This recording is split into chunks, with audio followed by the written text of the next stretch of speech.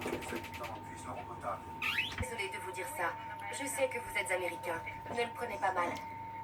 Dans la région de Pékin et la péninsule de Shandong, la consommation de charbon équivaut à celle de tous les États-Unis.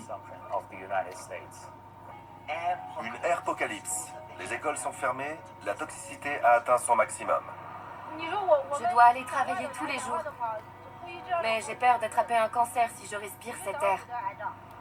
Il faut que les pays reconnaissent que les changements climatiques sont une réalité et une urgence. Ce n'est pas une vue de l'esprit.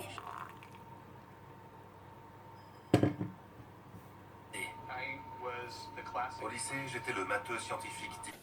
Bonjour à tous. Alors aujourd'hui, je vous retrouve dans un petit vlog. Je vais essayer de faire très court. J'ai pas pu filmer pendant le forum parce que j'ai vraiment pas eu le temps. Mais je voulais remercier la jeune fille qui est venue. Alors n'hésite pas à me laisser un petit commentaire parce que je ne connais pas son nom du coup. Je suis très embêtée. Mais voilà, c'était une journée qui était très intense. On a eu des interventions très enrichissantes de Manon de Zero Waste France, de l'équipe de Vence Initiative Environnement, une personne de la métropole de Nice qui est venue à titre personnel également.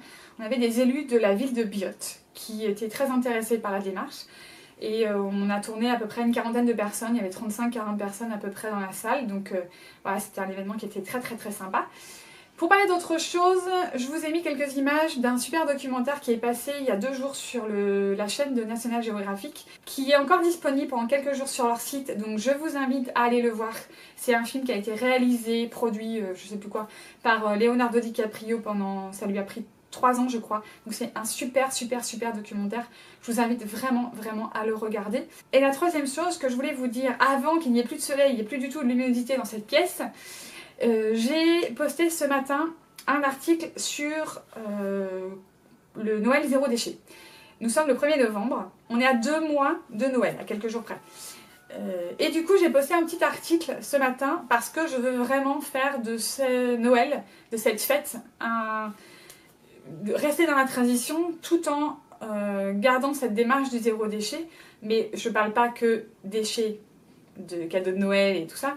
Et ce que j'aimerais, c'est que vous m'aidiez à remplir cet article avec vos idées. Moi, ça va être la première année où je fais un Noël zéro déchet. Je veux que ça reste la magie de Noël. J'ai envie de garder cet esprit pendant toute cette période de Noël. Que ce soit le calendrier de l'Avent, une alternative au sapin, les sapins avec les épines qu'on coupe, voilà, et les guirlandes qui vont autour en plastique. Et trouver une alternative au repas aussi traditionnel, trouver des alternatives à toutes ces idées. Tout ce qu'on fait pour Noël, je voudrais trouver des alternatives durables, écologiques, zéro déchet. Voilà. Donc je vous invite, si vous y avez déjà réfléchi, vous avez déjà des idées, à me mettre en commentaire tout ce que vous avez envie de faire pour Noël, que ce soit pour les cadeaux des enfants, des listes de cadeaux éco-responsables, les repas végétariens, toutes les idées qui rentrent dans une démarche minimaliste, éco-responsable, végétarien, vegan, tout ce que vous voulez. On pourra faire de ce Noël un vrai Noël zéro déchet. J'espère que cette petite vidéo vous a plu. N'hésitez pas à me laisser un petit commentaire, vous savez que je le lis et que je réponds à tous les commentaires pour l'instant. On n'a pas encore dépassé la barre des 1000, mais ça va pas tarder. Donc pour ça aussi, je vous remercie, les nouveaux arrivants et tout ça, merci de me suivre. Je vous dis donc à très bientôt pour une prochaine vidéo ou un prochain vlog. En attendant, prenez soin de vous. Ciao! Les États-Unis ont été les plus gros émetteurs de gaz à effet de serre de l'histoire. Et nous avons tous bénéficié des énergies fossiles. Mon empreinte carbone est sans doute bien plus grande que la plupart des gens et parfois, je me demande ce qu'il faut faire, en quoi on peut agir. Plus d'1 milliard d'habitants de la planète vivent sans électricité. De toutes les causes de la déforestation tropicale, la première est la viande de bœuf.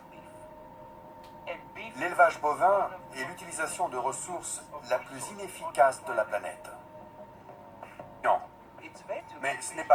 Donc, réduire sa consommation de bœuf de moitié ou même d'un quart pourrait faire une grande différence. Oui, une grande différence.